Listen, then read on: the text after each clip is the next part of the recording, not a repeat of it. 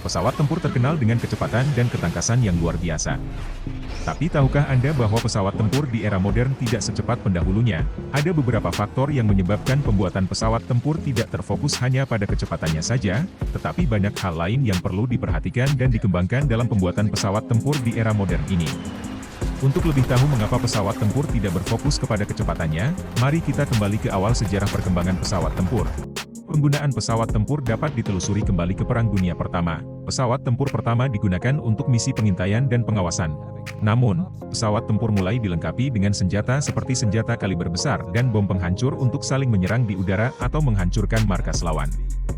Pesawat yang lebih cepat selalu dapat menyerang atau menghindar dari pesawat yang lebih lambat. Kecepatan maksimum pesawat Perang Dunia Pertama rata-rata sekitar 110 mil per jam atau sekitar 180 km per jam, dan pada akhir perang, kecepatannya hanya meningkat sampai 140 mil per jam atau 225 km per jam.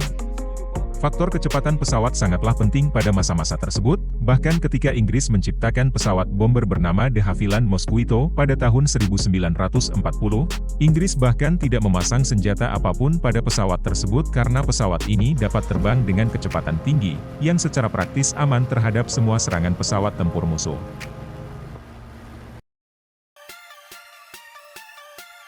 Dalam Perang Korea pesawat jet digunakan secara luas untuk pertama kalinya. Perang Korea terjadi dari tahun 1950 hingga 1953. Konflik ini dimulai ketika pasukan Korea Utara yang didukung oleh Uni Soviet dan Tiongkok menyerbu Korea Selatan yang didukung oleh Amerika Serikat dan PBB.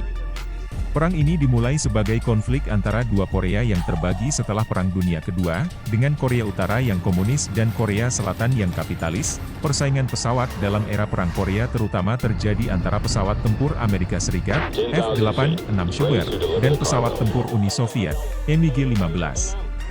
Pertempuran udara antara kedua pesawat ini menjadi salah satu momen yang paling menarik dalam konflik tersebut. Kecepatan maksimum sekitar Mach 0,9. Kecepatan jelajah terbaik mereka juga Mach 0,9 dan seringkali pesawat-pesawat ini terbang dengan kecepatan maksimum. Pesawat tempur Amerika Serikat ini dikembangkan sebagai respons terhadap munculnya MiG-15 milik Rusia. F-86 Shuber memiliki kecepatan tinggi, manuver yang baik, dan senjata yang efektif. Pesawat ini juga dilengkapi dengan peluru kendali yang canggih pada masanya, yang memberikan keunggulan dalam pertempuran udara jarak dekat.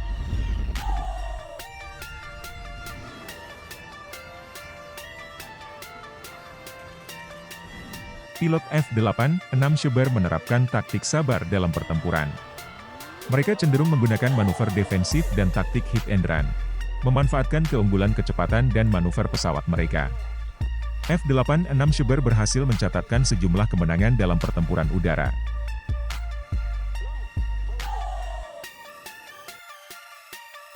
Pelajaran dari Perang Vietnam berlangsung selama 20 tahun.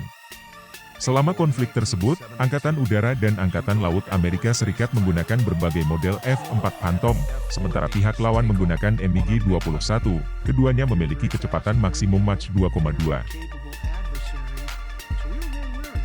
Mereka ingin mengetahui berapa jam waktu tempur yang dilakukan pada kecepatan Mach 2,2, Mach 2, atau bahkan Mach 1,8, dan jawabannya adalah 0.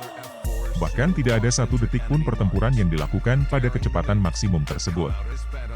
Hanya ditemukan beberapa menit terbang pada kecepatan Mach 1,4 dan lebih sedikit terbang pada Mach 1,2. Ini adalah hasil dari lebih dari 100.000 data penerbangan selama 20 tahun Perang Vietnam. Jadi, apa yang menyebabkan kecepatan maksimum tidak digunakan sama sekali selama perang? Semakin tinggi laju pesawat akan semakin sulit kemampuan berbelok untuk mengubah arah pesawat. Kemampuan manuver yang lebih baik diperlukan ketika Anda sedang mengejar atau sedang dikejar. Oleh karena itu, para pilot biasanya terbang dengan kecepatan yang memungkinkan kemampuan berbelok maksimum. Namun, memaksimalkan kemampuan berbelok akan mengurangi kecepatan menjadi sekitar Mach 0,7. Batas kecepatan pesawat dirancang dengan kemampuan berbelok yang maksimum di kisaran supersonik. Pertempuran udara akan terjadi pada kecepatan subsonik. Inilah alasan pesawat modern memiliki kecepatan maksimum Mach 2,2, setidaknya memungkinkan pesawat mencapai zona pertempuran lebih cepat, kemudian dapat melambat untuk bergabung dalam duel pertempuran udara.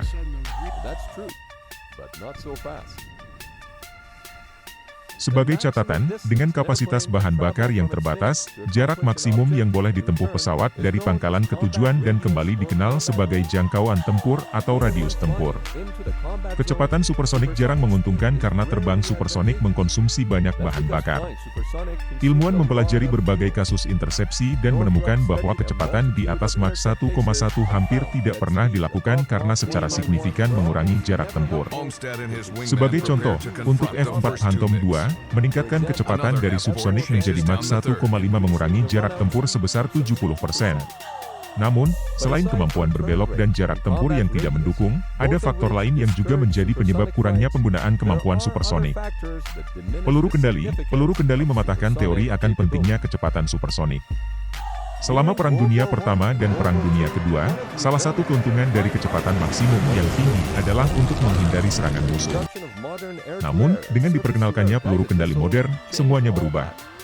Sebagai contoh, peluru kendali AIM-120 Amerika yang mulai beroperasi pada tahun 1991 memiliki kecepatan maksimum Mach 4, dan beberapa variasi dari peluru kendali S-300 Rusia memiliki kecepatan maksimum Mach 7, 2 kali lebih cepat dan dirancang untuk menembak jatuh pesawat supersonik.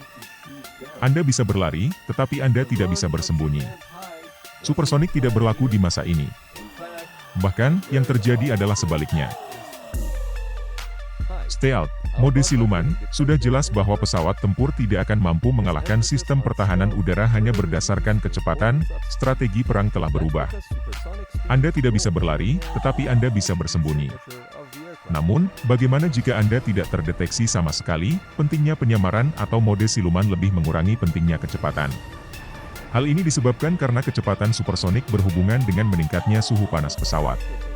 Penggunaan afterburner serta pemanasan badan pesawat akibat peningkatan resistensi udara pada kecepatan supersonik membuatnya lebih mudah terdeteksi sensor inframerah musuh.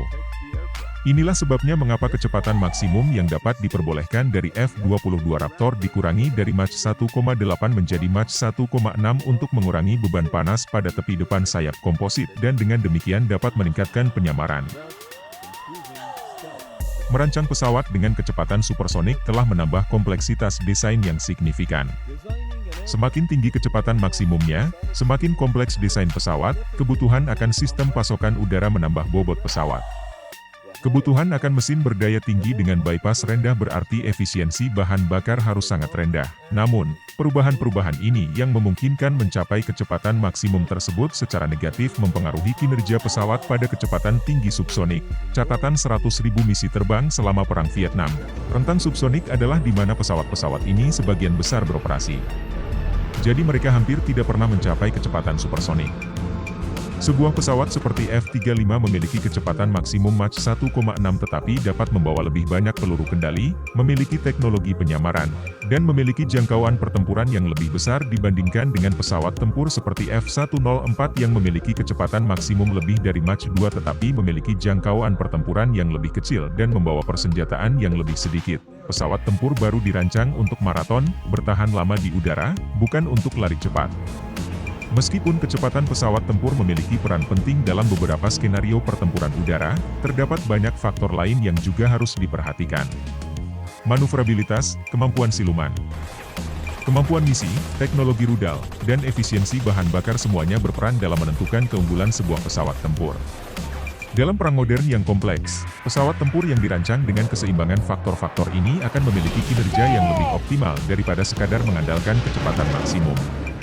Oleh karena itu, kecepatan pesawat tempur bukanlah segalanya. Itulah tadi beberapa alasan mengapa di era modern pesawat tempur tidak lagi bersaing dalam hal kecepatan. Terima kasih telah menonton, sampai jumpa di video berikutnya.